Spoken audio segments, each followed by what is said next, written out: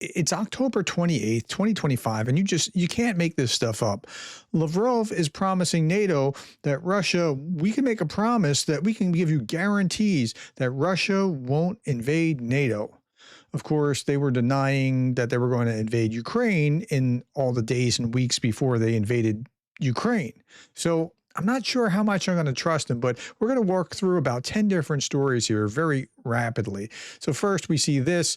We must drop the deterred posture as Lithuania battles border incursions, insisting Moscow will never be interested in peace. Ex-NATO commander says in an interview with the Kyiv Post. I think that's the right posture, is that we recognize that Russia's not really interested in peace, regardless of what they say that they are. We took territories not ours by a Russian constitution further than Donbass, Zaporizhia, and Kherson regions because we needed a buffer zone. Okay, now let's look at the logic of this. If you really needed a buffer zone, why would you make those 4 regions part of Russia? Why wouldn't you just make those 4 regions and Crimea a buffer zone? Because you had a buffer zone. But now that you took those, enshrined those in your constitution, you need a buffer zone beyond that. And then if you can capture more, aren't you going to just make that part of Russia and then still need a buffer zone? I mean, okay. Meanwhile, we see more drone incidents. 2 drones flew near a base in Estonia housing U.S. troops. Allies downed 1, but never found the wreckage. Estonia said earlier it's ready to shoot down Russian drones if they cross the border. And we saw this, a drone near Spain's International Airport forced a 2-hour shutdown of all flights. The incidents followed drone attacks across Europe, starting from Russia, 19 drone assaults on Poland and spreading to Denmark and Germany. And they just keep doing it. And we know that they're behind much of it. We don't know how much exactly, but yeah, while they're talking about that, they're also talking about this big, bad new weapon. And they're trying to kind of show, they're peacocking is what they're doing. They're trying to blow themselves up, right? So that they're big and bad and don't mess with us. According to Russian State Duma Defense Committee Chairman General Kartapolov, Europeans are clueless about Russia's big, bad Brezhnev missile.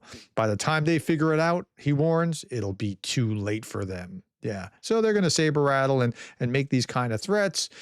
Here in Sputnik, you have an American former ex-DOD security policy analyst talking about this, and Russia's ultimate bargaining chip. A veteran DOD insider explains the Baryshnik's real purpose. The timing of the Baryshnik's testing is, quote, meant to send a signal that if U.S.-Russia negotiations cannot be resolved, this will be the alternative. No, it's not.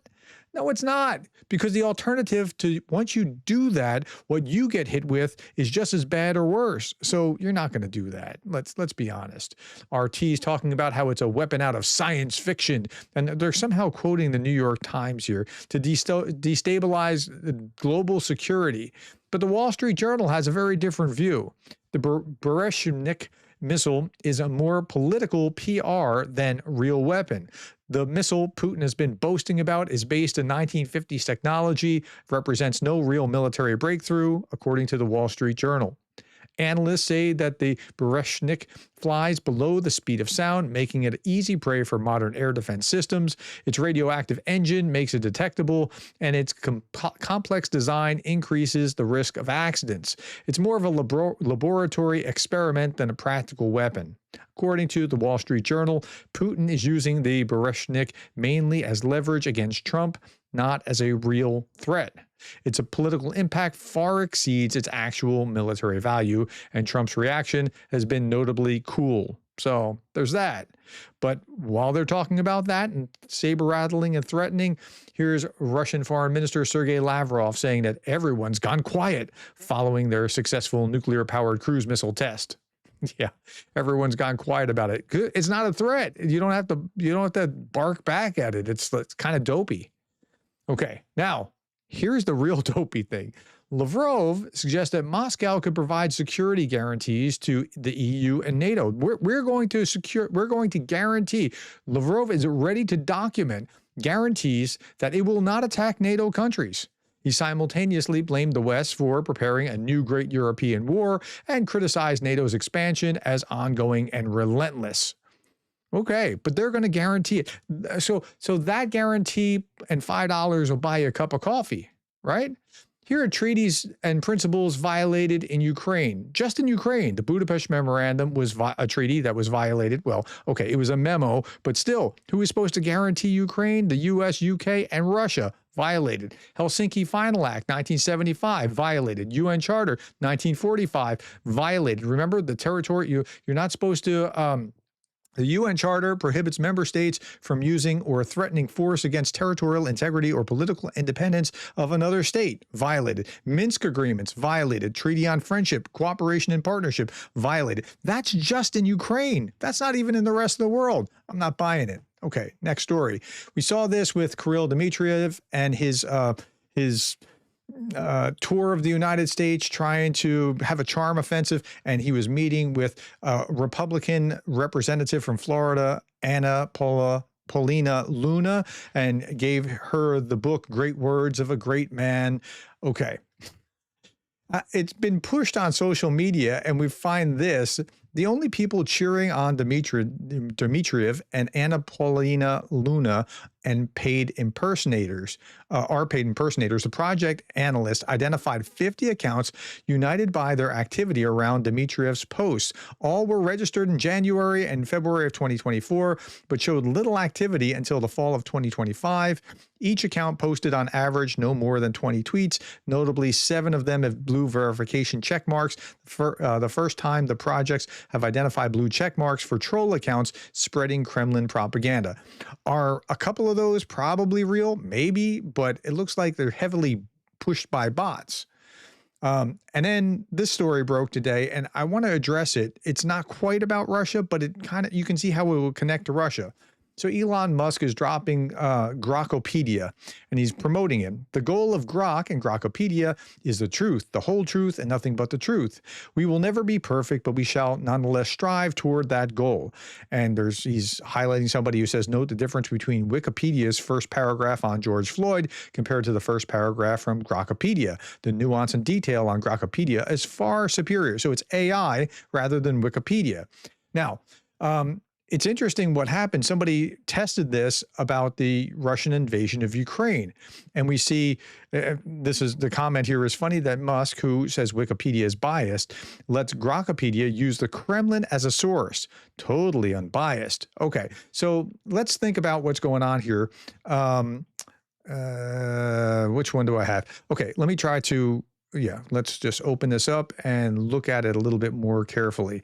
So the Russian invasion of Ukraine, I know you're not going to see the full screen. The Russian invasion of Ukraine is an ongoing full-scale military conflict that escalated on 24 February 2022 when Russian forces advanced into Ukrainian territory from multiple directions, including Russian proper, Belarus, and Russian-held Crimea, intensifying the broader Russo-Ukrainian war that began in 2014 with the annexation of Crimea and proxy fighting in the Donbas region. Okay, so far so good. Next line. In official Russian terminology, the action constitutes a special military operation aimed at demilitarizing and denazifying Ukraine, protecting ethnic Russians and Russian speakers from alleged persecution in Donbas, and preventing Ukraine's integration into NATO to neutralize threats to Russian security. But here, number 3, they're highlighting Russian statements about this, right? And they're saying it as if that's not just a Russian state statement. This is true. So you're going to have a problem with this with AI, because AI just reflects what is, not necessarily what is true, because you have to have some wisdom to unpack what that is. And then I saw this. This is Anna from Ukraine talking about how Moscow has finally realized it can't stop Ukrainian drones. They're stripping air defenses from across the country to protect the capital. But now size is now Russia's biggest weakness. Now, I'm showing you that for 2 reasons. One, I pointed that out before. And then she also talked about 40% of refineries being hit and that sort of thing. So I pointed this out before, the same kind of thing. And she does a good job with this. But then I saw this. This is Scott Ritter replying to this. It's interesting to watch a British information operation unfold. Huh? Anna from Ukraine as a British operation? Okay. Keep Ukraine in the fight is a massive MI6 psychological warfare operation that functions on a number of levels, all of which require social media amplifiers like Anna. People who have zero experience in anything except reading from a prepared script designed to push various talking points over and over again, as if through a very act of repetition, they will become so. Talking about Anna? Really? I mean, because you're kind of redundant as well. It said that the perception creates its own reality. Ukraine is sacrificing thousands of men a day so that the British intelligence can have idiots like this woman push narratives that postulate a Ukrainian victory that only exists in her fertile imagination. Okay, so that's Scott Ritter's response to Anna from Ukraine. Now, Scott, you do know that Anna has an earned PhD, right? You do understand that. She's not a slouch. Here, let's just look at this. Artificial intelligence, philosophy, society, and language, a monograph. Anna. European identity, values, culture, and languages. Here's Anna. Means of, no, that's not the right one. Sustainable education in Ukraine, introducing a EU language policy course and Ukrainian curriculum. Anna. And I can go on and on, right? This is like, she's no slouch. So what you're actually doing here is pretty terrible because you're making it look like she's just a tool of the British. She can believe what she believes. Let me say this. She can believe what she believes, and it aligns with the British, and that doesn't mean that she's part of a British operation, right? I mean, like, I believe that Scott Ritter's not necessarily part of, he's not necessarily on the payroll of the Russians. He's just a dupe. Like, he really believes this, but my reply was, this is BS, Scott. Anna is Ukrainian. She therefore has a vested interest in the outcome of the war. Forget that she's been documenting the war since the outbreak in 2022. Forget that she has a PhD. Your assumption is that this is an operation excludes her agency. Why can't she be doing this? Because she cares about Ukraine. So again, earned PhD, and she has some horsepower here, and yet you're saying what? Okay. Now, if we can't get, you'd think you couldn't get further than Scott Ritter, but here we are with Tucker Carlson. Putin is one of the most popular leaders in the world, says Tucker. Huh? Wherever you go, you won't meet anyone who doesn't like Putin. Putin is like a global celebrity. Yeah, he's like a global celebrity. He says, I travel a lot, and I know what I'm talking about. Let's say you're in Europe or Canada, outside the English-speaking world, Asia, Eastern Europe. You will not meet anyone who does not like you. Putin is like a worldwide celebrity, and I'm not, it's kind of embarrassing to say, but I just travel a lot, and I know. So why is it so? Putin has in many ways put the interest of his own in contrast to the Western elites. Yeah, I mean, come on, Tucker, really? All right, let's just fact check that. So here is a Pew Research poll, 2025, summer of 2025. Large share of 25 countries lack confidence in who? Putin. If you're on this side to the right, these are people that don't think much about Putin. If you look at the numbers, you can see just from a yard away, you can see that it's not there. And the same thing with Russia. This is negative views of Russia prevailed across most of the countries surveyed. And it's not just Europe, although there's some European. And I would imagine if you were asking in an autocracy, like where Putin is, like where Tucker is thinking about, autocratic countries are probably going to like Putin a whole lot more. I can believe that that's the case. But yeah. All right. Last couple of bits. Trump is preparing new sanctions against Russia to push Putin toward negotiations, according to U.S. Ambassador to NATO, Matthew Whitaker. Quote, this may force Putin to come to the table and end the war, or at least agree to a ceasefire so that we can work hard toward a final solution, Whitaker says. Now, the headline here is that Trump is preparing new sanctions. So that's new sanctions against Russia to push him there. And this may force Putin to come to the table to end the war. So the headline here is that Trump will enforce Russian sanctions. Well, he's put them out there. There's a loophole, but it looks like he may do that. And if you look at the reaction of Lukoil and other organizations that are being sanctioned, it's just like they believe it. So let's see what happens in a month, but they believe it. Meanwhile, what you can surely hang your hat on is this. President Vladimir Putin signs a law on China-Russia Mutual Investment Protection Agreement. Okay, it looks like Trump might need to rethink the economic plans against the two powers, says this Russian news site.